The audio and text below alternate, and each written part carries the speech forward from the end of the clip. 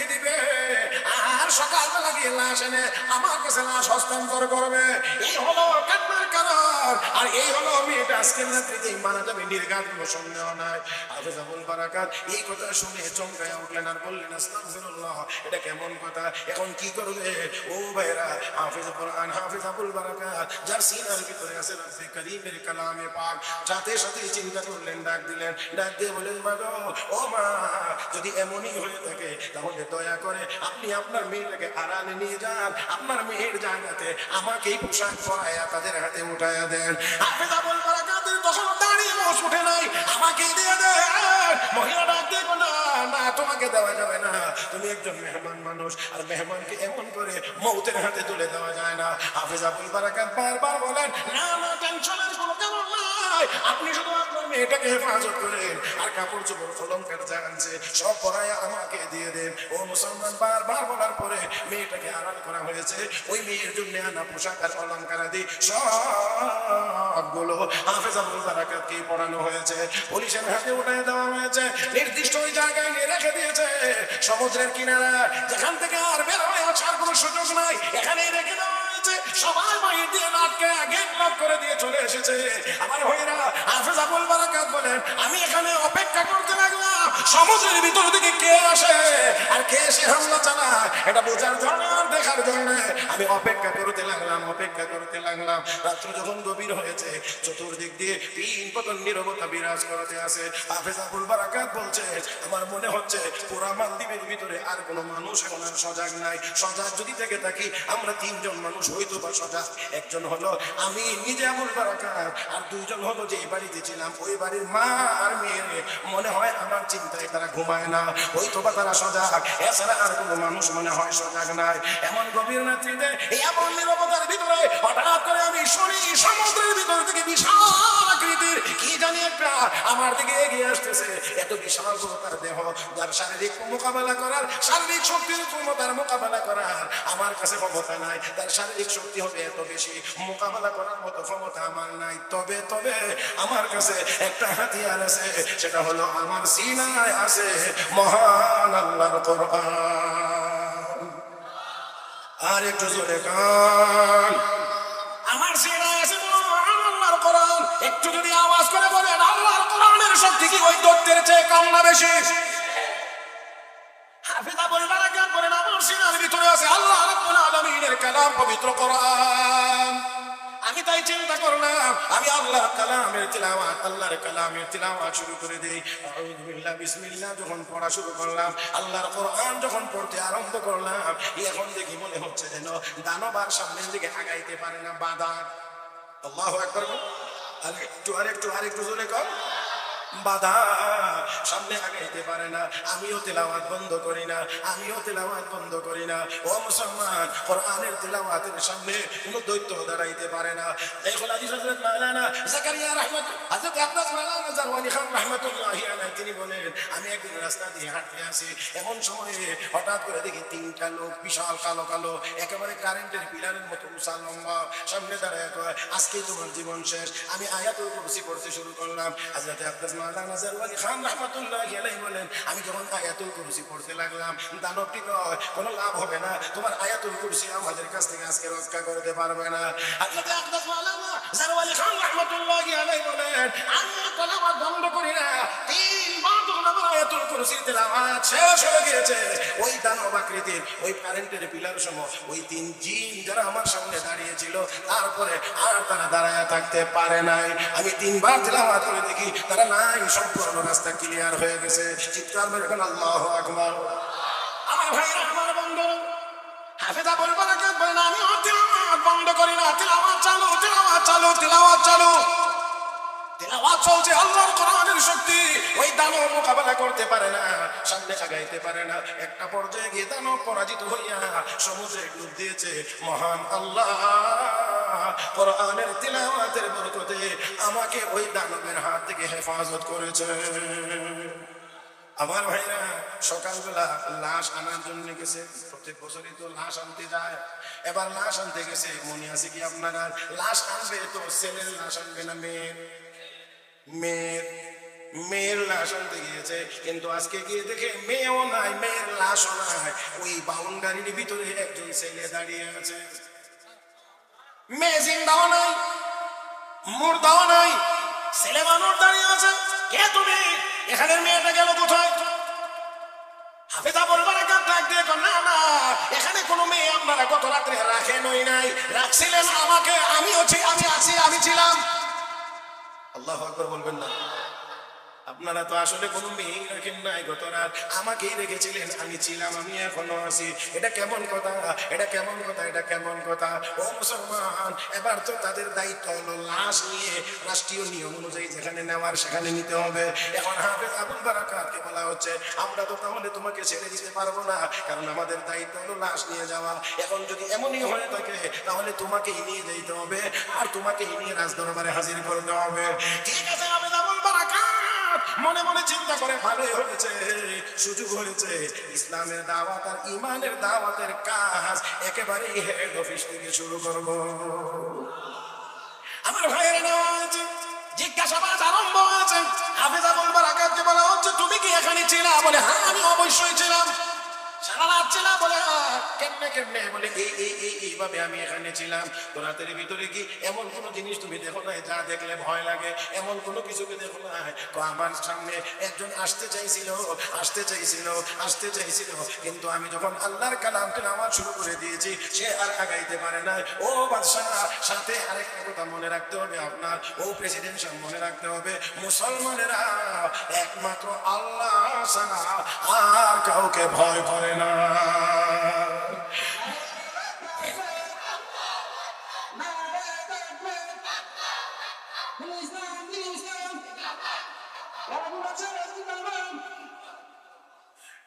মুসলমানেরা আল্লাহ ছাড়া আর কাউকে ভয় করে। আমি আবারও বলছি, মুসলমানেরা আল্লাহ ছাড়া আর কাউকে ভয় করে। তাহলে কি হয়েছে? আমি আল্লাহর কালাম কোরআনের তিলাওয়াতের মাধ্যমে তার মোকাবেলা করেছি। আমি যখন তেলাওয়াত শুরু করে দিয়েছি সে আর আগাইতে পারে না, এক পর্যায়ে পরাজিত হয়ে চলে গেছে, আর আমি ছিলাম। এবার ডাক দিয়ে গো হাফেজ আবুল বারাকাত, এমনই যদি হয়ে থাকে তাহলে বলো আগামী এমন একটি বিপদের রাত্রিতে আবারও যদি আমরা তোমাকে রাখতে চাই তুমি থাকতে রাজি আছো কিনা? হাফেজ আবুল বারাকাত বলে হ্যাঁ অবশ্যই রাজি আছি, কোনো অসুবিধা নাই, আমাকে দিয়ে দিবেন। আবার সে নির্দিষ্ট রাত যখন চলে এসেছে, হাফেজ আবুল বারাকাতকে সুন্দর করে সাজাইয়া আবার সেখানে রেখে দেওয়া হয়েছে। আবার সকালবেলা গিয়ে দেখে বহাল তবিয়তে আছে, কোনো সমস্যা নাই। এবার আবার আনা হয়েছে, ডাক দেখো হাফেজ আবুল বারাকাত আজকের রাতটা কেমন কাটলো? ডাক দেখো শোনেন, আমি তো আগের মতোই মনে মনে ভাবছি আজকেও আসবে, আমাকে আল্লাহর কোরআন তিলাওয়াত করে তার মোকাবেলা করতে হবে। কিন্তু আমি সারা রাত ছিলাম, সারা রাতের ভিতরে আমি কাউকে আমার সামনে আসতে দেখি না।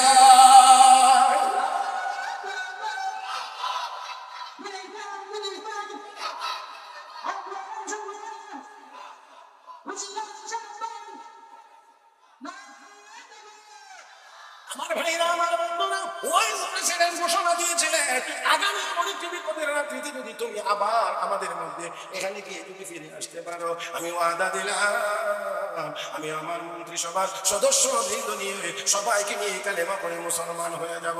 হাফেজ আবুল বারাকাত যখন ঘুরে আসলেন, আজকে বলা হয় ও হাফেজ সাহেব কেমন হয়েছে অবস্থা? সারা রাতের ভিতরে কেউ আসে নাই, সারা রাতের ভিতরে কাউকে আমি দেখি নাই, সারাটা রাত আমি আল্লাহর ইবাদত বন্দেগীর ভিতরেই পার করেছি। এবার ডাক দিয়ে হাফেজ আবুল বারাকাত, একজন মানুষ কোরআনের তিলাওয়াত করলে, এই কোরআনের তিলাওয়াত করলে গোটা দেশবাসী বিপদ থেকে রক্ষা পায়, সে নিজেও রক্ষা পায়, গোটা দেশবাসী রক্ষা পায়। এই কোরআন আল্লাহর কালাম হওয়ার ব্যাপারে আর কোনো সন্দেহ নাই। অতএব আর দেরি করা যায় না, আমরা আমাদের ওয়াদা পূর্ণ করতে গিয়ে আমি আমার মন্ত্রিসভার সবাইকে নিয়ে দেশের জনগণ সহ কালেমা পড়ে মুসলমান হয়ে গেলাম। বিসমিল্লাহির রহমানির রহিম।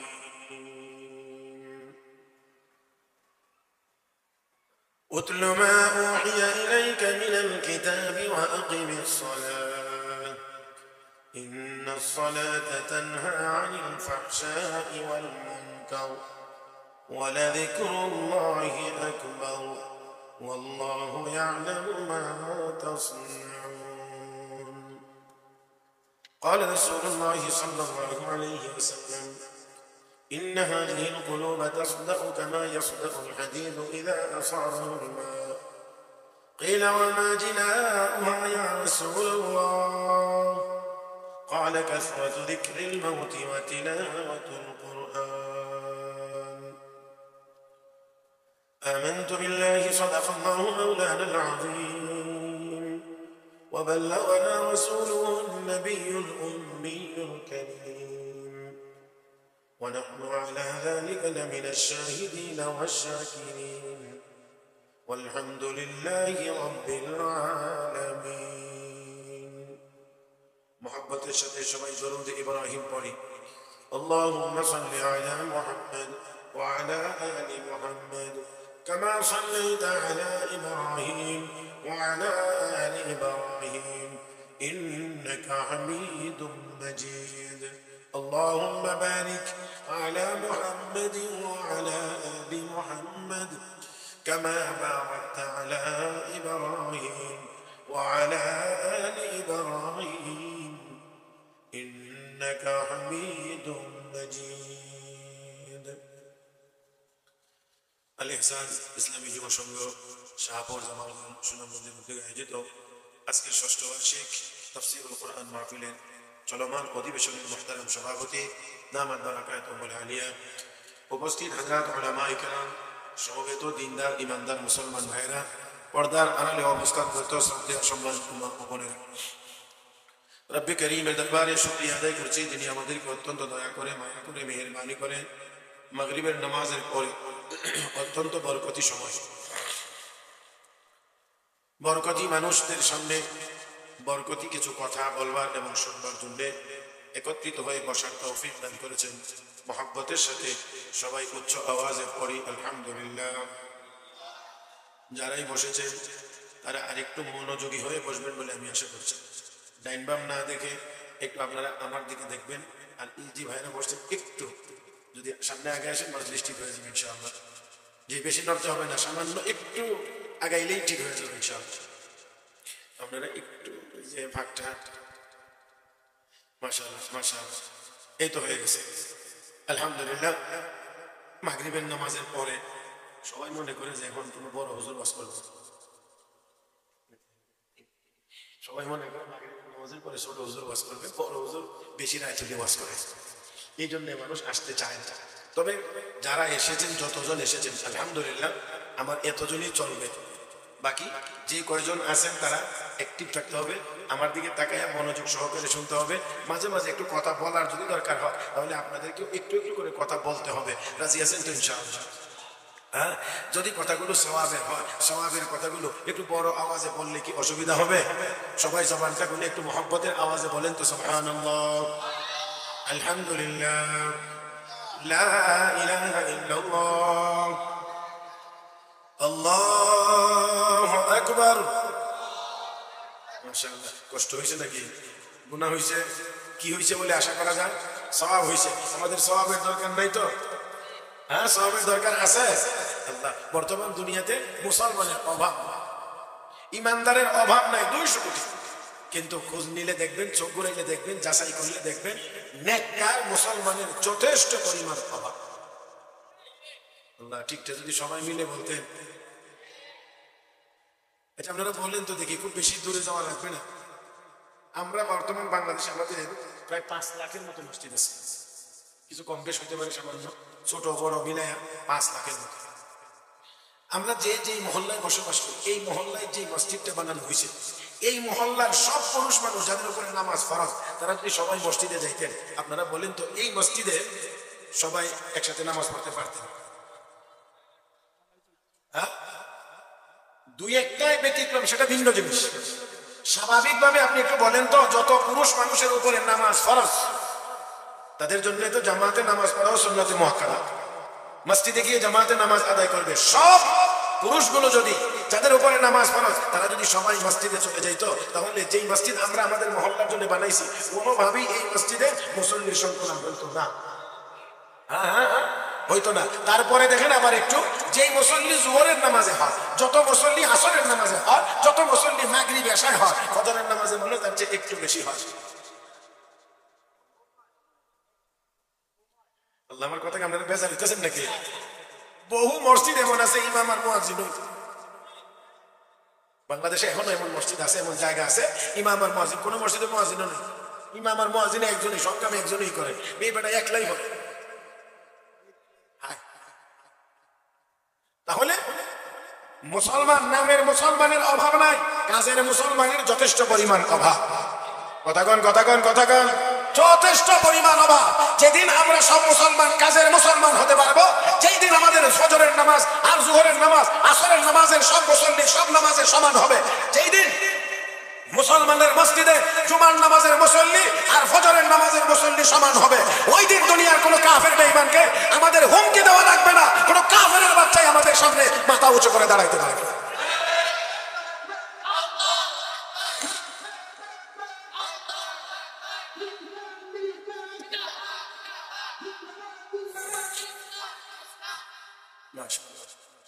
যে সময় কিন্তু একেবারেই সীমিত। এটা এক নামাজ পড়ে পড়ছি আর এক আজানের মাঝখানে আছে, বুঝিনি আপনারা? আপনাদের এইদিকে সিএনজি গাড়ি আছে, সিএনজি যদি কয় আর কি, সিএনজি তো আসলে গাড়ি না, সিএনজি তো হলো গ্যাসের নাম। এখন গ্যাসে চলে এটার নাম হয়ে গেছে সিএনজি, কথা বলছেন না? তিন সিএনজি পিছনে 3 সিট, তো যে মাঝখানে যায় কিন্তু সারা রাস্তা দিয়ে কিভাবে আত্মাহিয়াত করতে করতে যায়, ঠিক না? তার মানে কি, তার ডাইনে যাওয়ারও সুযোগ নেই, বামে যাওয়ারও সুযোগ নেই। তো আমরা এক নামাজ পড়ে বসছি, আবার আজান 5:30টায় আজান হবে, এই আজানের মাঝখানে আমরা আছি, তার মানে এর বাহিরে যাওয়ার আর তেমন সুযোগ নাই। এই জন্য সময়টাকে সর্বোচ্চ কাজে লাগাইতে হবে, একটা সেকেন্ডের জন্য নষ্ট না হয়। আমরা তো এখন মুসলমান, সময় নষ্ট করার উস্তাদ। চায়ের দোকানে বসে বসে গল্প করবো, সময় নষ্ট করবো, কিন্তু পাশেই মসজিদ, নামাজে যাবো না। রাগ করেন না, রাগ করেন না, একটু উত্তর দিয়েন তাহলে। মসজিদের পাশেই চার দোকান, এখানে বসে বসে গল্প গুজব করে আসরের সময় দিয়ে ঢুকছে, আসর গেছে, মাগরিব গেছে, এশা গেছে, এক ওয়াক্ত নামাজও মসজিদে যাওয়ার সুযোগ থাকে। এমন মুসলমান একজন দুইজন না, 100 200 না, 1000 2000 না, লক্ষ লক্ষ মুসলমান পাওয়া যাবে মসজিদের পাশেই বসে বসে চা খাইতেছে, চার দোকানে টিভি দেখতেছে, কিন্তু মসজিদে যাওয়ার সুযোগ তার হয় না। আমরা সময় নষ্ট করি। বাগদাদের ওলি হযরত সাবরি সাবতি রাহমাতুল্লাহ আলাইহি, তিনি গেছেন এক বুজুর্গের সাথে সাক্ষাৎ করার জন্য। শেখুল হাদিস হযরত মাওলানা জাকারিয়া রাহমাতুল্লাহ আলাইহি লিখেন, গিয়ে দেখেন উনি পানি দিয়ে আটা গুলে এমনি খান, রুটি বানান। সাধারণত মানুষ আটা গুলে রুটি বানায় খায়, উনি রুটি বানান না, এমনি খান। জিজ্ঞেস করলেন, হযরত রুটি বানান না কেন? রুটি বানাইতে গেলে সময় লাগে, রুটি বানাইতে গেলে সময় বেশি লাগে, এই জন্য রুটি বানানো বাদ দিছি। আর যে সময়টা আমি বাঁচাইতে পারি রুটি না বানানোর কারণে, এই সময়টার ভিতরে আমি 70 বার সুবহানাল্লাহ করতে পারি। এবার বুঝেন তাদের কাছে সময়ের গুরুত্ব কি পরিমাণ ছিল, কি পরিমাণ ছিল। আর এই জন্য আল্লাহ তাদেরকেও এত বড় বানায়া দিয়েছেন। মুহতারাম হাজির, মনে রাখতে হবে, সময় যত বেশি কাজে লাগানো যাবে তত বেশি উন্নতি লাভ করা যাবে। চাই দুনিয়ার লাইনের উন্নতি হোক, চাই আখিরাতের লাইনের উন্নতি হোক, সময় কাজে লাগাতে হবে। আমরা বুঝি না, কিন্তু আবার এই সময়ের জন্য আমাকে আপনাকে জবাবদিহিও করতে হবে। قال رسول الله صلى الله عليه وسلم: لا يزال قدم ابن آدم يوم القيامة حتى يسأل عن 5: عن عمره فيما أفناه، وعن شبابه فيما أبلاه، وعن ماله من أين اكتسبه وفيما أنفقه، وعن علمه ماذا عمل فيما علم، أو كما قال عليه الصلاة والسلام। আমার নবী বলেন, উম্মত হাসরের ময়দানে 5টা করে প্রশ্ন করা হবে, উত্তর না দেওয়া পর্যন্ত একটি আদম সন্তানও এক কদম সামনে আগাইতে পারবে না। আমার ভাইয়েরা, প্রথম প্রশ্ন, আন উমরিহি ফিমা আফনা। এরা বান্দা বান্দি, দুনিয়ার জীবনে 50 60 70 80 বছর 100 বছর হায়াত দিয়েছিলাম, এই হায়াতটা কোন কাজে খরচ করেছো? জবাব দাও। 2 নম্বর প্রশ্ন হবে, ওয়ান শাবাবিহি ফিমা আবলা। এই হায়াতের ভিতরে একটা গুরুত্বপূর্ণ সময় ছিল, নাম তার যৌবনকাল, কোথায় ব্যবহার করেছো, কোথায় খরচ করেছো? জবাব দাও। তাহলে দুনিয়ার জীবনে সময় যেভাবেই যাক না কেন, রব্বে কারীমের দরবারে এই সময়ের জন্য আমাকে আপনাকে হিসাব দেওয়া লাগবে। জোরে কোন লাগবে কি লাগবে না? এ মুসলমান জবাব দিতে হবে। তাহলে আসুন সময়টাকে কাজে লাগাই, আল্লাহর ইবাদতের ভিতর দিয়ে সময়টা পার করি। এখন কথা হলো, আল্লাহর ইবাদত কি সারা দিনই করা যাবে, সারা রাতই কি করা যাবে, অন্য কোনো কাজ কি করতে হবে না, করা লাগবে না? ও মুসলমান, অবশ্যই করা লাগবে, করা যাবে। আল্লাহর হুকুম মেনে যদি হয়, নবীর তরিকা মোতাবেক যদি হয়, তাহলে নামাজের পরে মাটি গিয়ে যেই কাজ করবেন সেটাও ইবাদত, অফিসে গিয়ে যেই কাজ করবেন সেটাও ইবাদত, আরো আপনার ব্যবসা বাণিজ্য যা করবেন সেটাও ইবাদত। قال رسول الله صلى الله عليه وسلم من صلى العشاء بجماعة فكأنما صلى الليل فكأنما صلى نصف الليل ومن صلى الصبح بجماعة فكأنما صلى الليل كله أو كما قال عليه الصلاة والسلام। আমার নবী কয়, উম্মত ঈশা নামাজ জামাতে যে ব্যক্তি আদায় করলো সে যেন অর্ধেক রাত নামাজ পড়লো।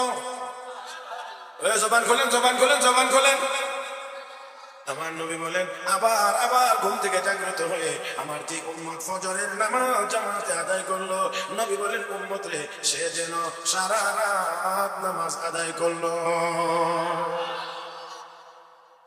এশার নামাজ জামাতে পড়লে অর্ধেক রাত, ফজরের নামাজ জামাতে পড়লে বাকি অর্ধেক রাত। তার মানে এশার নামাজ পড়ে যদি কেউ জামাতে পড়ে যদি ঘুমায়, আবার যদি ফজরের নামাজ জামাতে পড়ে, তাহলে সারা রাতের ঘুম ইবাদতের অন্তর্ভুক্ত। ও মুসলমান, আর কি সহজ? ঘুমায় দিলেন আপনি, নবী তো আপনি নামাজ পড়েন, আপনি নামাজ পড়েন, আপনি ঘুমান, কিন্তু নবী কয় নামাজ পড়েন। তাহলে বোঝা গেল, আমরা যদি সময়টাকে কাজে লাগাই আল্লাহর হুকুম মোতাবেক, নবীর তরিকা মোতাবেক, তাহলে ঘুম ইবাদত, ব্যবসা বাণিজ্য ইবাদত, অন্যান্য কাজ কারবার যা আছে সবগুলো ইবাদত। আল্লাহ আমাদের সবাইকে তৌফিক দান করুন। মুহাব্বতের সাথে সবাই বলি আমিন। বলছিলাম সময়টাকে কাজে লাগাইতে হবে। এখানে আয়াত তেলাওয়াত করেছি, সূরাতুল আনকাবুতের 45 নম্বর আয়াত। এই সাকি বৃষ্টি যাইবে, এটা আগের তুই না করে, এই যে এই সার দোকানদারি এর চলবে না, আমি যতক্ষণ আছি তারপরে দেখা যাবে। একটা চা খাইতে গেলে 5 মিনিট আমি ওয়াজ করবার টাইম পাই না, আমি এখন চা খাবো করতে। এই ভাই, অন্তত 10-12 বছর বয়ানের ভিতরে চা খাইছি, মন বয়ানে চা আমি খাই না। সোজা কথা একেবারেই জানাই দিলাম, আমি বয়ানের ভিতরে চা খাই না। আলহামদুলিল্লাহ, আল্লাহ আমাকে চালান। মাঝে মাঝে একটু কষ্ট হইলেও চেষ্টা করি না খেয়ে থাকা। আলহামদুলিল্লাহ, আল্লাহ আমাকে বরকত দিয়েছে। যেদিন থেকে চা খাওয়া স্টেজে বয়ানের ভিতরে চা খাওয়া যেদিন থেকে বাদ দিছি, ওই দিন থেকে আল্লাহর স্পেশাল বরকত নাজিল হয়েছে। এরপরে এত বেশি গলা ভাঙছে না, চা খাওয়ার দরকার হচ্ছে। আলহামদুলিল্লাহ, আলহামদুলিল্লাহ, সুম্মা আলহামদুলিল্লাহ। আর আমারটা যত দূর আল্লাহ আমারে দিয়েছে, আলহামদুলিল্লাহ, এর উপরে আমি আল্লাহর দরবারে লাখো কোটি শুকরিয়া আদায় করি। এখনো 32 বছর যাবত এই কণ্ঠ বাজতেছে, 32 বছর যাবত। তারপরে আলহামদুলিল্লাহ, আল্লাহ পাক যথেষ্ট পরিমাণ ভালো রাখছেন। এটা শুকরিয়া আদায় করে শেষ করার মতো না, এটা একান্তই আল্লাহর ফজল করম, আল্লাহর দয়া আর অনুগ্রহ। মুহতারাম উপস্থিতি, আমি জন্য বলছি একেবারে আমার দিকে সবাই একেবারে আমার দিকে তাকিয়ে কথাগুলো খেয়াল করে শুনবেন। আয়াতের ভিতরে আল্লাহ রাব্বুল আলামিন তার নবীকে, তার প্রিয় হাবিবকে, তার বন্ধুকে, ইমামুল মুরসালিন সাইয়্যিদুল মুরসালিন রাহমাতুল লিল আলামিন নবী মুহাম্মদুর রাসূলুল্লাহ সাল্লাল্লাহু আলাইহি ওয়াসাল্লামকে সরাসরি ডাইরেক্ট আল্লাহ তার নবীকে দুইটা কাজ, দুইটা আমলের নির্দেশ দিয়েছেন। এক নম্বর আমল হলো তিলাওয়াতে কোরআন, 2 নম্বর আমল হলো ইকামাতুস সালাত। আল্লাহ রাব্বুল আলামিন নবীকে বলেন, হে নবী, আপনি নিজে কোরআন তেলাওয়াত করেন, আপনি নিজে কোরআন তেলাওয়াত করেন। বলেন দেখি, আল্লাহ যদি নবীকে ডাইরেক্ট বলেন, হে নবী আপনি কোরআন তেলাওয়াত করেন, তার মানে এটার গুরুত্ব কম না বেশি? এটা সহজেই বোঝা যায়। নবীকে আল্লাহ বলেন, হে নবী আপনি তেলাওয়াত করেন, আপনি নিজে তেলাওয়াত করেন। আমার আপনার নবী তেলাওয়াত করেছেন, আমার আপনার নবী তেলাওয়াত করেছেন। মুহতারাম হাজিরিন, আমি আসার পরেই আমাকে কিছু কিছু ইঙ্গিত দেওয়া হয়েছে, কেমনে কেমনে কোন লাইনে কথা বলতে, একটু একটা বিশেষ জায়গার প্রতি আমাকে দিক নির্দেশনা দেওয়া হয়েছে, এই লাইনে একটু বলার জন্য। আমি আশা করি আপনারা আমার দিকে তাকায় খেয়াল করে শুনবেন, কারণ কথাগুলো আমি আশাবাদী যে আমরা যদি সবাই খেয়াল করে আমলের নিয়তে শুনি, তাহলে অবশ্যই ফায়দা হইতে পারে। আশাবাদী ফায়দা হবে, কারণ আল্লাহর কোরআনে আল্লাহ বলেছেন, ফাযাক্কির ইন নাফআতিয যিকরা, নসিহত করেন, অবশ্যই নসিহত উপকারী হবে। হ্যাঁ মুহতারাম হাজিরিন, আল্লাহর নবীকে আল্লাহ বলেন, হে নবী আপনি কোরআন তেলাওয়াত করেন। নবী কোরআনের তেলাওয়াত করেছেন। নবীকে আমার আল্লাহ এমন এক কোরআন দান করেছেন, যে এই কোরআনের কোন দিক থেকেই দুনিয়ার কোন শক্তি মোকাবেলা করার ক্ষমতা রাখে। আমি আপনাদেরকে কত দিক বলবো, এত দিক বলা যাবে না, এত দিক বলে শেষও করা যাবে না। কোরআনের সাথে দুনিয়ার অন্য কোন গ্রন্থের কোন দিক থেকেই তুলনা হয় না, করা যায় না, করা যাবে না। আমি আপনাদেরকে আগেও আবারও বলছি যে এত দিক আমি দেখাইতে পারবো না। খেয়াল করে দেখেন, কোরআন আল্লাহর কালাম, দুনিয়াতে আর কোনোটা আল্লাহর কালাম না। কথা কয় না? তো আল্লাহ যখন থেকে আল্লাহর কালাম তখন থেকে, এই জন্য কোরআনের আগে পিছে প্রশংসা তারিফ দেওয়া নেই। বুঝাইতে পারছি না? যত বই পুস্তক লেখা হয়েছে, যত কিতাবাদি লেখা হয়েছে, আপনি খুঁজলে পাবেন এই কিতাবটা কখন লেখা হয়েছে, কে লিখছে, কত সালে লিখছে। কিন্তু আমার আল্লাহ যখন থেকে, আমার আল্লাহর কালাম তখন থেকে, একটু কি বলতে পারবেন আল্লাহ কত সাল থেকে? তাহলে আমার আল্লাহ যখন থেকে, তার মানে অতীতে এমন কোন সময় নাই, এমন কোন অতীত নাই যেই সময়ে আল্লাহ ছিলেন না। আবার আমার আল্লাহ যতদিন, আল্লাহর কালাম ততদিন। আওয়াজ করে বলুন আল্লাহ কতদিন? বুঝেন নাই? তাহলে মনে হয় বুঝাইতে পারি নাই। আল্লাহ কতদিন থাকবেন আর? মাশাআল্লাহ, একজনে বলছে, বাকিরা মনে হয় বুঝি না, একেবারে আমার দিকে তাকিয়ে আছেন। আল্লাহ যখন থেকে, আল্লাহর কালাম তখন থেকে, আল্লাহ যতদিন, আল্লাহর কালাম ততদিন। আল্লাহর শুরু নাই, আল্লাহর শেষ। হে মুসলমান, আমার আল্লাহর শুরু নাই, শেষ নাই। আমার আল্লাহর কালামেরও শুরু নাই, শেষ নাই। এই ঠিকটা মনে সব জবানে বলা দরকার ছিল। আল্লাহর কালাম, আল্লাহ যখন থেকে, আল্লাহর কালাম তখন থেকে। আল্লাহ যতদিন থাকবেন, আল্লাহর কালাম ততদিন থাকবেন। আল্লাহ কতদিন থাকবেন? ও মুসলমান, অনন্ত অসীমকাল। আমার আল্লাহর শুরু নাই, আমার আল্লাহর শেষ নাই। এই জন্য আল্লাহর কালাম তখন থেকে। আমার ভাইরা, আমার বন্ধুরা, দুনিয়ার কোন শক্তি, দুনিয়ার কোন অপশক্তি, দুনিয়ার কোন বাতিল আল্লাহর কালাম দুনিয়া থেকে চাইলেই উৎখাত করে দিতে পারবে না।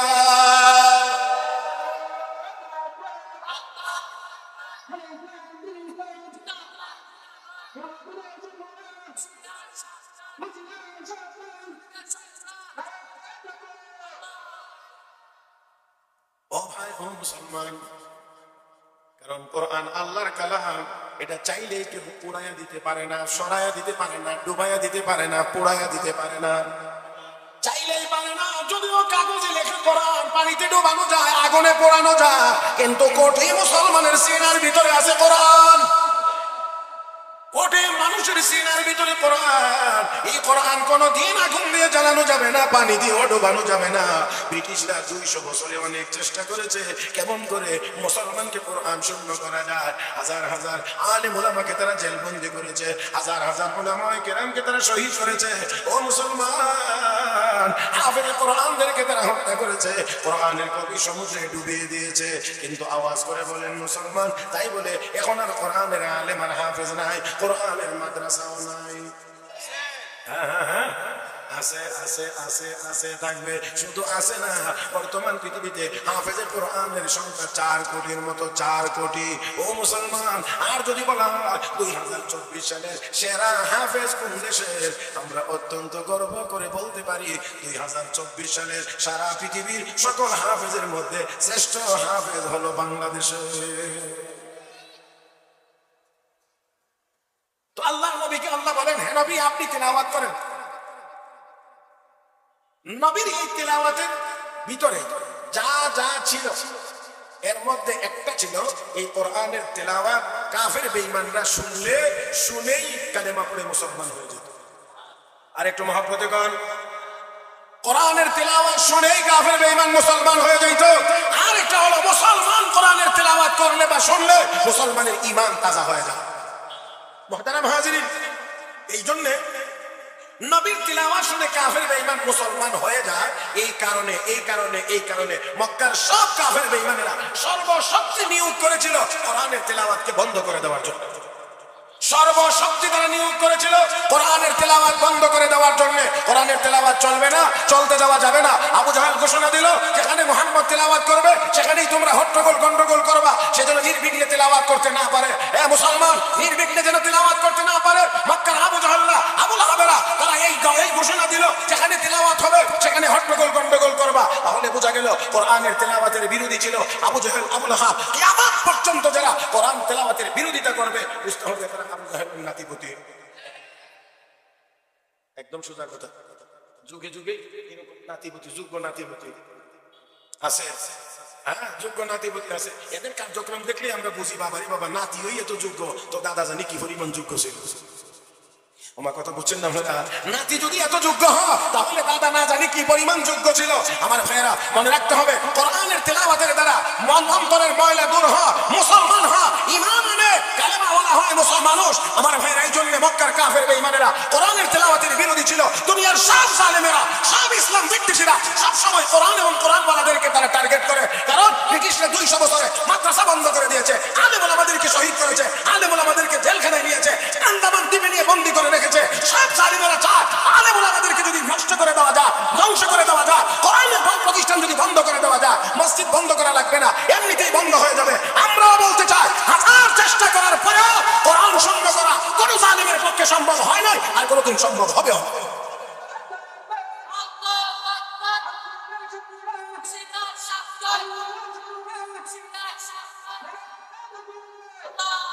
এখানে একজন, এখানে আরেকজন না, বাকি এরারে সাথে নিতে হবে। আপনারা কি একটু আল্লাহু আকবার বলতে পারবেন সবাই? মনে হয় না সবাই বলতে পারবেন বলে লাগে। মুরব্বী বাবাজির একটু বলে তো দেখি, বাবা একটু আল্লাহু আকবার বলতে পারবেন? পারবেন? একটু জোরে বলতে পারবেন?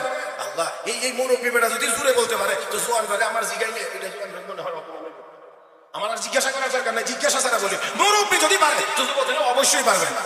একটু হাত তোলেন তো দেখি, রাখেন রাখেন রাখেন, আমি দিতে আসি। ডান হাত তোলেন, ডান হাত তোলেন, সোজা করেন, সোজা করেন, এবার একটু মুট করেন। দেখুন তো শক্তি কমছে না বাড়ছে? কথা বলে কমছে না বাড়ছে? তাহলে আমার সাথে কথা বলেন। জমিনে বসে আছেন, জমিন কার? আসমানের নিচে আছেন, আসমান কার? চন্দ্র সূর্যের আলো গ্রহণ করেন, চন্দ্র সূর্য কার? আয় যে অক্সিজেন নেন বাতাস, এই বাতাস কার? আমরা কার? তাহলে আল্লাহর নামের আওয়াজ হবে আস্তে না জোরে? রেডি? একজনে করেন, একজনে। এখান থেকে কি উত্তর দিবেন না, উত্তর সবাই মিলে দিবেন।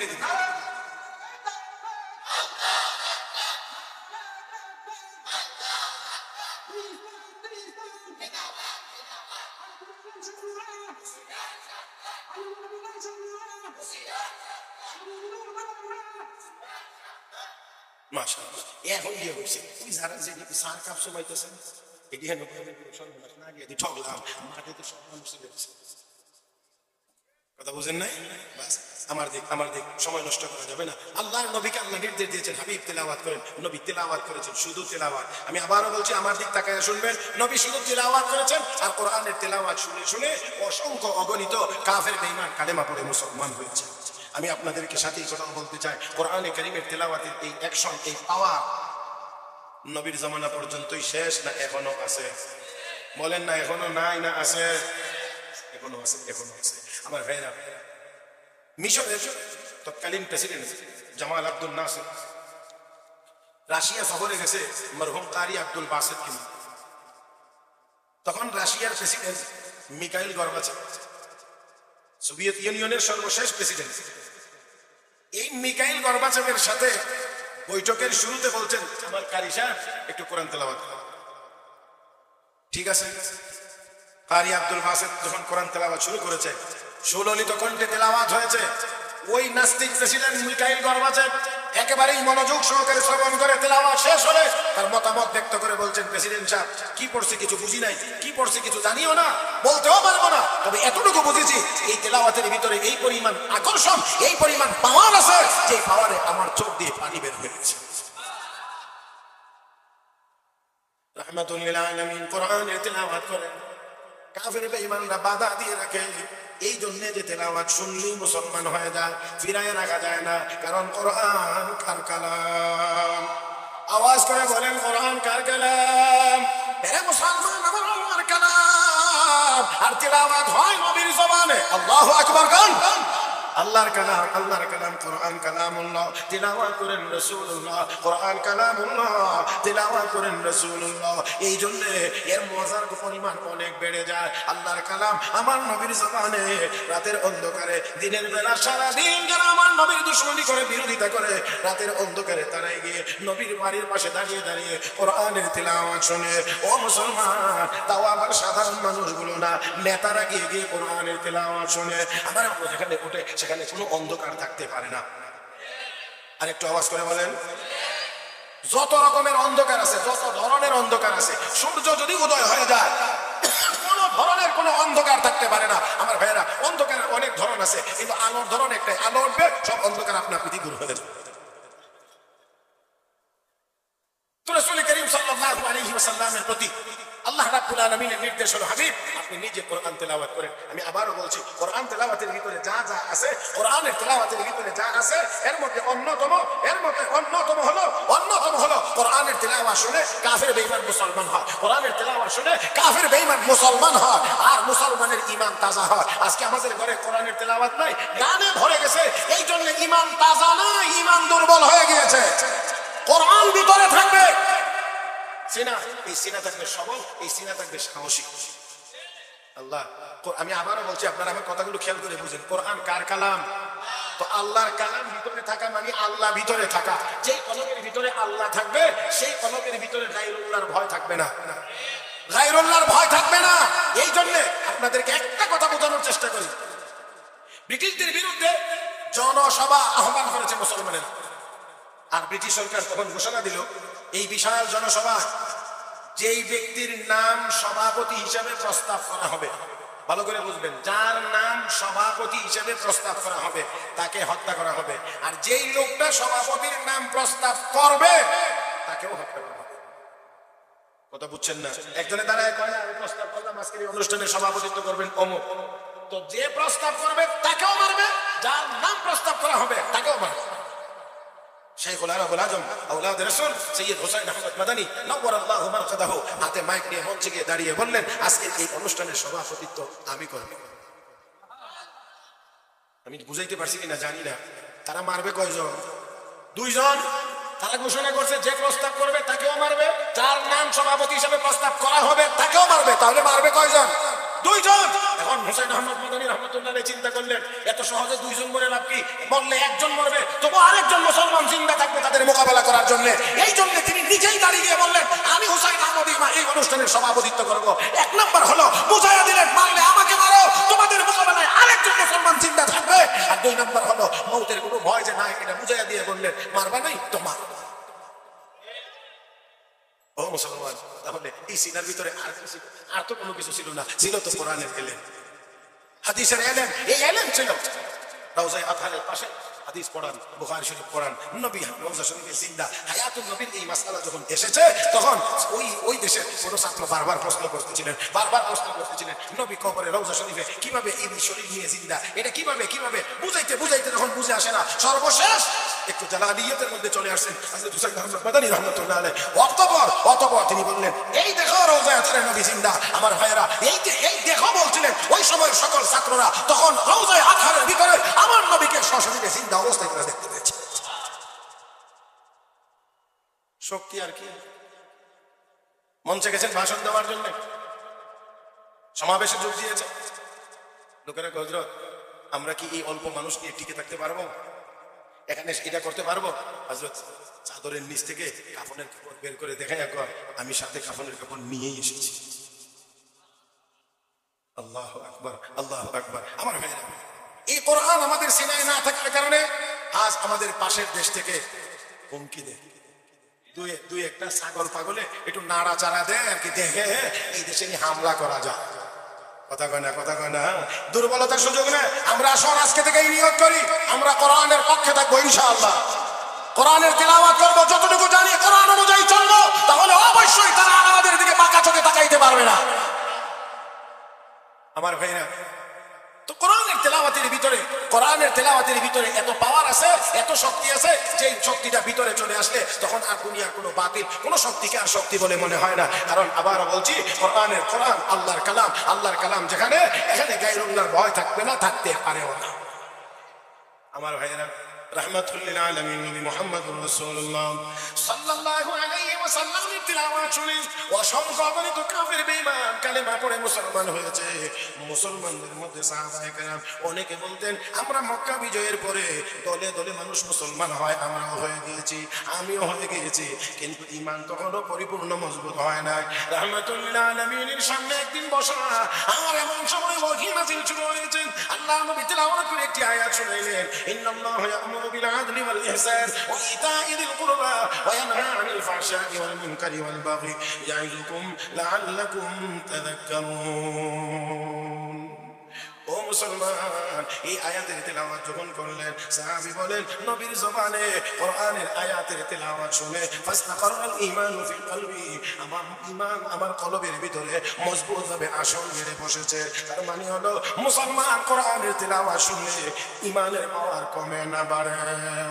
আমার ভাইয়েরা, কাফের বেঈমান শুনলে ঈমানদার হয়। মুসলমান যদি কোরআনের তেলাওয়াত করে বা শুনে তার ঈমানের পাওয়ার বাড়ে। রব্বে কারীম বলেন ইন্নামাল মুমিনুনা আল্লাযীনা ইযা যুকিরাল্লাহু ওয়াজিলাত কুলুবুহুম ওয়া ইযা তুলিয়াত আলাইহিম আয়াতুহু যাদাতুহুম ঈমানা ওয়া আলা রাব্বিহিম ইয়াতাওয়াক্কালুন الذين يقيمون الصلاة ومما رزقناهم ينفقون أولئك هم المؤمنون حقا لهم درجات عند ربهم ومغفرة ورزق كريم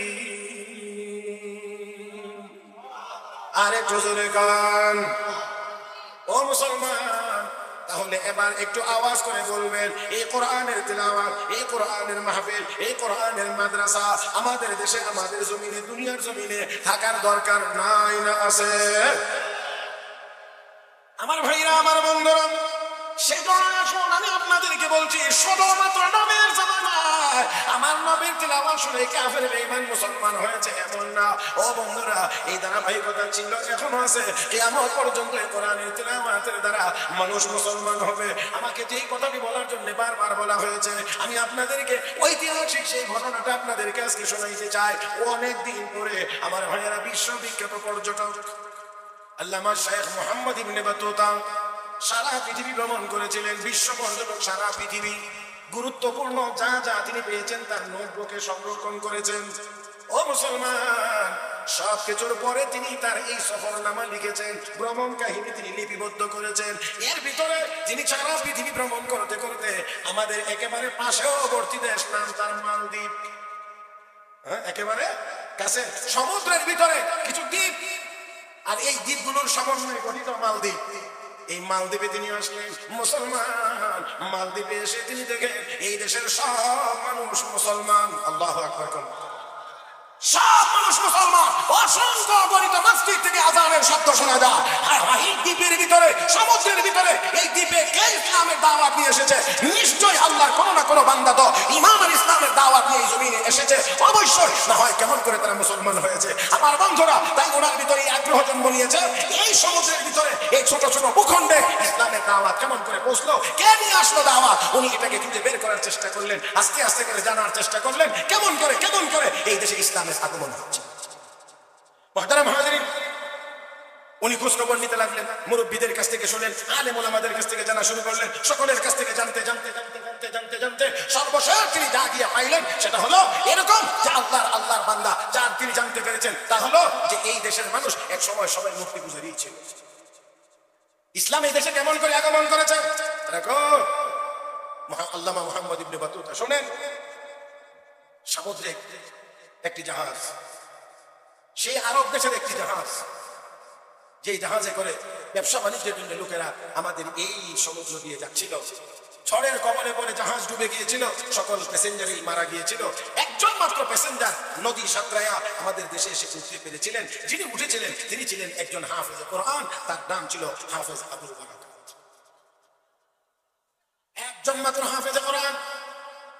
এই হাফেজ আবুল বারাকাত অল্প বয়সী, বয়স বেশি না, তখনও দাড়ি মুছ ভালো করে উঠে নাই, দাড়ি মুছও উঠে নাই। এরকম একজন হাফেজ কোরআন কোন রকম নদী এই সাগর পাড়ি দিয়ে সাঁতরাইয়া কোন রকম এই নদী সাগরের কিনারা এই ভূখণ্ডে এসে উঠতে পেরেছিলেন। এই হাফেজ আবুল বারাকাত না চিনে না কেউ, না জানে কেউ, না ভাষা বুঝে, না কোনো কিছু বুঝে, এখানে এসে মানুষের কাছে গিয়ে একটু আশ্রয় চায়। এখন আশ্রয় সবাই দিতে পারে না, কারণ কথা বোঝে না, আর ভাষা তো বোঝার কথাই না। আমরা ব্রাহ্মণবাড়িয়া থেকে আসলেই সুনামগঞ্জের অনেক কথা বুঝি, ব্রাহ্মণবাড়িয়া থেকে আসলে সুনামগঞ্জের অনেক কথা বোঝা যায় না, অনেক কথা আছে অনেকে বুঝবে না। আমরা তো বেশি বুঝি। সিলেটের এখনো কিছু পূর্ব সিলেটে কিছু জায়গা আছে, ওনাদের যদি নিজেরা কথা বলা শুরু করে তো অনেক শব্দই বোঝা কঠিন হয়ে যায়। কথা না আছে, এখনো অনেক এরকম কিছু জায়গা আছে। তো আমরা দুনিয়াতেই অনেকের কথা বুঝি না। চট্টগ্রাম গেলে তো উঠাই না, সুবহানাল্লাহ। এটা কি কোন ভাষা আল্লাহ জানে। আমি একবার বলছিলাম যে আমাদের ভাষার চাইতে ইংরেজিটা সহজ, আমরা একটা ইংরেজির চেয়েও বুঝি, কারণ ইংরেজির চেয়েও ভাষা শব্দের মানে ডিকশনারি আছে, না বুঝলে ডিকশনারি দেখে বোঝা যায়, কিন্তু আমাদেরটা তো ডিকশনারিও নাই, বুঝবার কোনো কায়দাও নাই। আমরা কাপড় কাপড়, তারা আঞ্চলিক ভাষায় হর, কথা বুঝেন নাই, ছাগল রেখো চল, কই ছাগল আর কই চল, কোথায় কাপড় আর কোথায় খড়, আপনি কেমন করে বুঝবেন তাদের ভাষা আমার ভাইয়েরা। তো তারপরেও এক এক অঞ্চলের এক এক রকম, এক অঞ্চলের মানুষ আরেক অঞ্চলে গেলে কথা ভালো করে বুঝে না, এরকম স্বাভাবিক, একেবারেই স্বাভাবিক। আর সে আসছে আরব দেশ থেকে আসছে মালদ্বীপে, কথা বুঝে না, বিভিন্ন জায়গায় যায়, কেউ আশ্রয় দেয় না, আশ্রয় দিতে রাজি হয় না। ও মুসলমান, এইভাবে ঘুরে ঘুরে সর্বশেষ এক বিধবা মহিলার বাড়িতে গিয়ে উঠেছে। আল্লাহর বান্দা আবুল বারাকাতকে বুঝাইতে চাইলেন আমাকে একটু আশ্রয় দেন। তখন ওই মহিলা বুঝাইতে চাইল, বাবারে আমি কি করে তোমাকে আশ্রয় দেব, আমার স্বামী নাই, আমার কোনো উপযুক্ত ছেলেও নাই, একটা মাত্র মেয়ে আছে, আর কোনো কিছুই নাই, আমি আর তোমাকে কেমন করে আশ্রয় দেব। হাফেজ আবুল বারাকাত এতটুকু বুঝাইতে সক্ষম হয়েছেন, আমাকে একটু থাকার জায়গা দেন, বাকি ব্যবস্থা আমি আমারটা করে নেব, আমি আমারটাই করে নেব, আপাতত আমাকে একটু থাকার জায়গা দেন। ও মুসলমান রাজি হয়েছেন, মুসলমান রাজি হয়েছে, রাজি হয়ে আবুল বারাকাত এখানেই থাকেন, নিজেই কাজকর্ম করে উপার্জন করে চলেন, সুযোগ হইলে তাদেরকেও একটু সহযোগিতা করেন। আমার ভাইরা, আমার বন্ধুরা, এইভাবে করে দিন যাইতে আছে, দিন যাইতে আছে। একটা মানুষ যদি বাড়িতে থাকে, একটা মানুষ যদি বাড়িতে থাকে, অবশ্যই এই বাড়িওয়ালা এবং বাড়িতে যে থাকে তার মধ্যে একটা সম্পর্ক আস্তে আস্তে করে গভীর হইতে থাকে। মুসলমান, এইভাবে দিন যাইতে যাইতে যাইতে যাইতে একদিন হাফেজ আবুল বারাকাত সন্ধ্যার সময় বাড়িতে এসে দেখে মা আর মেয়ে দুজন কাঁদতে আছে। মা আর মেয়ে দুজন কান্দে, একজন আরেকজনের গলায় ধরে ধরে কান্দে।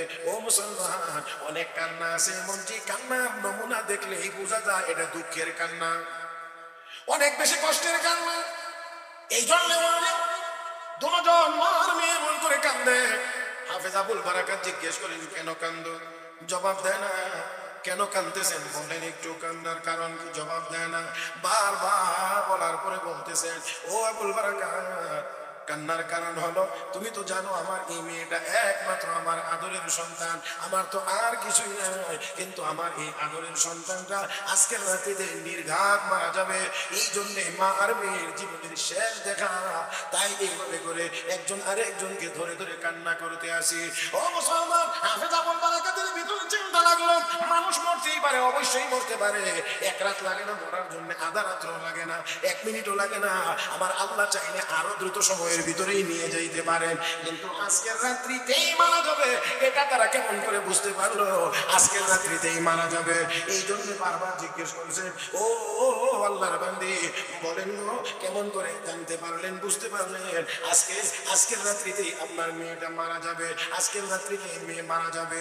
এ আবুল বারাকাত শোনো, কেমন করে, এই যে দেখো পুলিশ চলে এসেছে, তো পুলিশ আসছে কি হয়েছে, শোনো শোনো, আমাদের এই মালদ্বীপে সমুদ্রের ভিতর থেকে একটি দৈত্য এসে দানব এসে প্রত্যেক বছরই হামলা চালায়, তার হামলার ভয়ে আমরা আতঙ্কিত হয়ে থাকতাম, সবাই মিলে একটা বুদ্ধি করলাম, এই জন্য যাতে করে এই হামলা থেকে বাঁচা যায় বলে কি সবাই মিলে সমুদ্রের কিনারায় একটা নির্দিষ্ট জায়গা করে রেখেছে, ওই জায়গাতে নির্দিষ্ট এমন একটি দিন আসলে আমাদের দেশে সবচেয়ে একজন মেয়েকে সুন্দর করে সাজায়, সবচেয়ে বেশি সুন্দর করে সাজিয়ে গুছিয়ে ওই জায়গাতে নিয়ে দেওয়া হয়। দানবটি যখন আসে, দানবটি এসে ওই মেয়েটার সাথে তার যা খারাপ কিছু ইচ্ছা হয় করে, মেয়েটাকে হত্যা করে চলে যায়।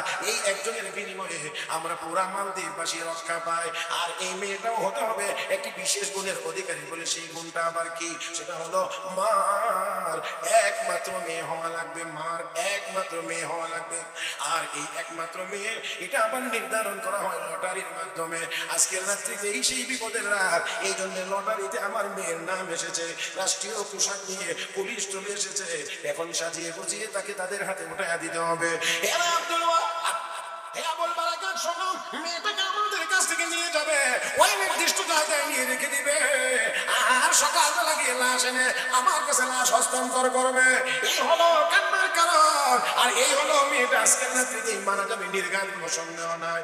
হাফেজ আবুল বারাকাত এই কথা শুনে চমকায় উঠলেন আর বললেন, আস্তাগফিরুল্লাহ, এটা কেমন কথা, এখন কি করবে? ও ভাইরা, হাফেজ কোরআন হাফেজ আবুল বারাকাত যার সিনার ভিতরে আছে রব্বে করিমের কালামে পাক, সাথে সাথে চিন্তা করলেন, ডাক দিলেন, ডাক দিয়ে বলেন, মা গো, ও মা, যদি এমনই হয়ে থাকে তাহলে দয়া করে আপনি আপনার মেয়েটাকে আড়ালে নিয়ে যান, আপনার মেয়ের জায়গাতে আমাকেই পোশাক পরায়া তাদের হাতে উঠাইয়া দেন। হাফেজ আবুল বারাকাতের তখন দাঁড়িয়ে বস উঠে নাই, আমাকে দিয়ে দেন। মহিলা ডাক দিয়ে বলল, না, তোমাকে দেওয়া যাবে না, তুমি একজন মেহমান মানুষ, আর মেহমানকে এমন করে মৌতের হাতে তুলে দেওয়া যায় না। হাফেজ আবুল বারাকাত বারবার বলেন, না না, টেনশনের কোনো কারণ নাই, আপনি শুধু আপনার মেয়েটাকে হেফাজত করেন, আর কাপড় চোপড় অলংকার যা আনছে সব পরাইয়া আমাকে দিয়ে দেন। ও মুসলমান, বারবার বলার পরে মেয়েটাকে আড়াল করা হয়েছে। ওই মেয়ের জন্য আনা পোশাক আর অলংকার আদি সবগুলো হাফেজ আবুল বারাকাতকে পড়ানো হয়েছে, পুলিশের হাতে উঠে দেওয়া হয়েছে, নির্দিষ্ট ওই জায়গায় নিয়ে রেখে দিয়েছে, সমুদ্রের কিনারা, যেখান থেকে আর বের হয়ে আসার কোনো সুযোগ নাই, এখানেই রেখে দেওয়া হয়েছে। সবাই বাইরে দিয়ে রাতকে গেট লক করে দিয়ে চলে এসেছে। আমার ভাইরা, হাফেজ আবুল বারাকাত বলেন, আমি এখানে অপেক্ষা করতে লাগলাম সমুদ্রের ভিতর থেকে কে আসে আর কে এসে হামলা চালায়, এটা বোঝার জন্য আর দেখার জন্য আমি অপেক্ষা করতে লাগলাম, অপেক্ষা করতে লাগলাম। রাত্রি যখন গভীর হয়েছে, চতুর্দিক দিয়ে 3 বছর নীরবতা বিরাজ করতে আছে। হাফেজ আবুল বারাকাত বলছে, আমার মনে হচ্ছে পুরা মালদ্বীপের ভিতরে আর কোনো মানুষ এখন আর সজাগ নাই। সজাগ যদি থেকে থাকি আমরা 3 জন মানুষ হইতো বা সজাগ। একজন হলো আমি নিজে আবুল বারাকাত, আর 2 জন হলো যেই বাড়িতে ছিলাম ওই বাড়ির মা আর মেয়ে। মনে হয় আমার চিন্তায় তারা ঘুমায় না, হয়তো বা তারা সজাগ, এছাড়া আর কোনো মানুষ মনে হয় সজাগ নাই।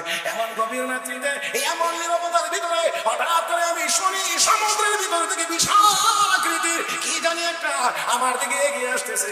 এত বিশাল তার দেহ, তার শারীরিক মোকাবেলা করার, শারীরিক শক্তির ক্ষমতার মোকাবেলা করার আমার কাছে ক্ষমতা নাই। তার শারীরিক শক্তি হবে এত বেশি, মোকাবেলা করার মতো ক্ষমতা আমার নাই। তবে তবে আমার কাছে একটা হাতিয়ার আছে, সেটা হলো আমার সিনায় আছে মহান আল্লাহর কোরআন। আর একটু জোরে কান, আমার সিনায় আছে মহান আল্লাহর কোরআন। একটু যদি আওয়াজ করে বলেন, আল্লাহর কোরআনের শক্তি কি ওই দৈত্যের চেয়ে কম না বেশি? হাফেজ আবুল বারাকাত বলেন, আমার সিনার ভিতরে আছে আল্লাহ রাব্বুল আলামিনের কালাম, পবিত্র কোরআন। আমি তাই চিন্তা করলাম, আমি আল্লাহর কালামের তিলাওয়াত, আল্লাহর কালামের তিলাওয়াত শুরু করে দেই। আউযু বিল্লাহি বিসমিল্লাহ যখন পড়া শুরু করলাম, আল্লাহর কোরআন যখন পড়তে আরম্ভ করলাম, এখন দেখি মনে হচ্ছে যেন দানব সামনের দিকে আগাইতে পারে না, বাধা। আল্লাহু আকবার। আরেকটু জোরে কম। বাধা, সামনে আগাইতে পারে না। আমিও তেলাওয়াত বন্ধ করি না, আমিও তেলাওয়াত বন্ধ করি না। ও মুসলমান, কোরআনের তেলাওয়াতের সামনে কোনো দৈত্য দাঁড়াইতে পারে না। দেখুন হযরত মাওলানা জাকারিয়া হযরত আব্বাস মাওলানা জারওয়ানি খান রাহমাতুল্লাহি আলাইহি তিনি বলেন, আমি একদিন রাস্তা দিয়ে হাঁটতে আছি, এমন সময়ে হঠাৎ করে দেখি 3টা লোক বিশাল কালো কালো, একেবারে কারেন্টের পিলারের মতো উঁচা লম্বা, সামনে দাঁড়ায় কয়, আজকেই তোমার জীবন শেষ। আমি আয়াতুল কুরসি পড়তে শুরু করলাম। হযরত আব্বাস মাওলানা জারওয়ানি খান রাহমাতুল্লাহি আলাইহি বলেন, আমি যখন আয়াতুল কুরসি পড়তে লাগলাম, দানবটি কয়, কোনো লাভ হবে না, তোমার আয়াতুল কুরসি আমাদের কাছ থেকে আজকে রক্ষা করতে পারবে না। হযরত আব্বাস মাওলানা জারওয়ানি খান রাহমাতুল্লাহি আলাইহি বলেন, আমি তেলাওয়াত বন্ধ করি না, 3 বার যখন আমার আয়াতুল কুরসি তেলাওয়াত শেষ হয়ে গেছে, ওই দানব আকৃতির, ওই কারেন্টের পিলার সম ওই 3 জিন যারা আমার সামনে দাঁড়িয়ে ছিল, তারপরে আর তারা দাঁড়ায় থাকতে পারে নাই। আমি 3 বার তেলাওয়াত করে দেখি তারা নাই, সম্পূর্ণ রাস্তা ক্লিয়ার হয়ে গেছে। চিৎকার মেরে বলেন আল্লাহু আকবার। আমার ভাইরা, আমার বন্ধুরা, হাফেজ আবুল বারাকাত বলেন, আমি তেলাওয়াত বন্ধ করি না, তেলাওয়াত চালু, তেলাওয়াত চালু, তেলাওয়াত চালু, তেলাওয়াত চলছে। আল্লাহর কোরআনের শক্তি ওই দানব মোকাবেলা করতে পারে না, সামনে আগাইতে পারে না। একটা পর্যায়ে গিয়ে দানব পরাজিত হইয়া সমুদ্রে ডুব দিয়েছে। মহান আল্লাহ কোরআনের তিলাওয়াতের বরকতে আমাকে ওই দানবের হাত থেকে হেফাজত করেছে। আমার ভাইরা, সকালবেলা লাশ আনার জন্য গেছে, প্রত্যেক বছরই তো লাশ আনতে যায়, এবার লাশ আনতে গেছে। মনে আছে কি আপনারা, লাশ আনবে তো ছেলের লাশ আনবে না মেয়ের লাশ আনতে গিয়েছে, কিন্তু আজকে গিয়ে দেখে মেয়েও নাই, মেয়ের লাশও নাই। ওই বাউন্ডারির ভিতরে একজন ছেলে দাঁড়িয়ে আছে, মেয়ে জিন্দাও নাই। মুর্দাও নাই, ছেলে মানুষ দাঁড়িয়ে আছে। কে তুমি? এখানে মেয়েটা গেল কোথায়? হাফেজা বলবার না না, এখানে কোনো মেয়ে আপনারা গত রাত্রে রাখেনই নাই, রাখছিলেন আমাকে। আমি আছি, আমি ছিলাম। আল্লাহু আকবার বলবেন না? আপনারা তো আসলে কোনো মেয়ে রাখেন নাই, গত রাত আমাকেই রেখেছিলেন, আমি ছিলাম, আমি এখনো আছি। এটা কেমন কথা? এটা কেমন কথা? এটা কেমন কথা? ও মুসলমান, এবার তো তাদের দায়িত্ব হলো লাশ নিয়ে রাষ্ট্রীয় নিয়ম অনুযায়ী যেখানে নেওয়ার সেখানে নিতে হবে। এখন হাফেজ আবুল বারাকাতকে বলা হচ্ছে আমরা তো তাহলে তোমাকে ছেড়ে দিতে পারবো না, কারণ আমাদের দায়িত্ব হলো লাশ নিয়ে যাওয়া। এখন যদি এমনই হয়ে থাকে তাহলে তোমাকেই নিয়ে যেতে হবে, আর তোমাকেই নিয়ে রাজদরবারে হাজির করতে হবে। ঠিক আছে হাফেজ আবুল বারাকাত মনে মনে চিন্তা করে, ভালোই হয়েছে, সুযোগ হয়েছে। ইসলামের দাওয়াত আর ইমানের দাওয়াতের কাজ একেবারে হেড অফিস থেকে শুরু করব। আমার ভাইয়ের নেওয়া হয়েছে, জিজ্ঞাসাবাদ আরম্ভ হয়েছে। হাফেজ আবুল বারাকাতকে বলা হচ্ছে তুমি কি এখানে ছিলা? বলে হ্যাঁ আমি অবশ্যই ছিলাম। সারা রাত ছিলাম? বলে কেমনে? বলে এইভাবে আমি এখানে ছিলাম। তো রাতের ভিতরে কি এমন কোনো জিনিস তুমি দেখো নাই যা দেখলে ভয় লাগে? এমন কোনো কিছু দেখো নাই? আমার সামনে একজন আসতে চাইছিল, কিন্তু আমি যখন আল্লাহর কালাম তেলাওয়াত শুরু করে দিয়েছি সে আর আগাইতে পারে নাই। ও বাদশাহ, সাথে আরেকটা কথা মনে রাখতে হবে আপনার, ও প্রেসিডেন্ট সাহেব মনে রাখতে হবে, মুসলমানেরা একমাত্র আল্লাহ ছাড়া আর কাউকে ভয় করে না।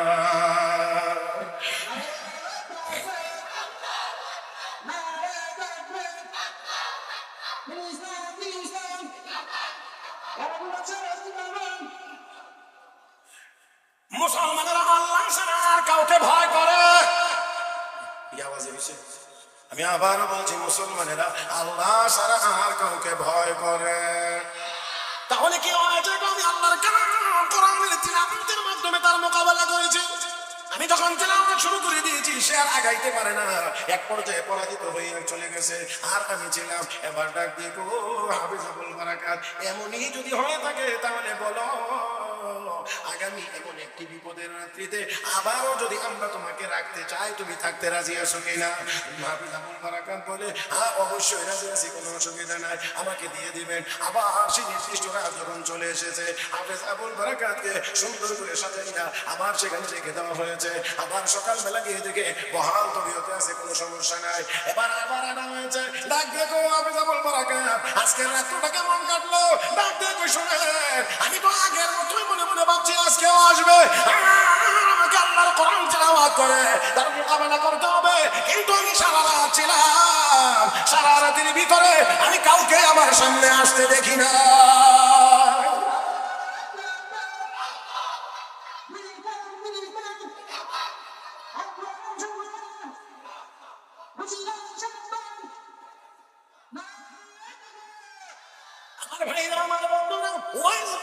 ঘোষণা দিয়েছিলেন আগামী অনেক বিপদের রাত্রিতে যদি তুমি আবার আমাদের মধ্যে এখানে গিয়ে যদি ফিরে আসতে পারো, আমি ওয়াদা দিলাম আমি আমার মন্ত্রিসভার সদস্য বৃন্দ নিয়ে সবাইকে নিয়ে কালেমা পড়ে মুসলমান হয়ে যাব।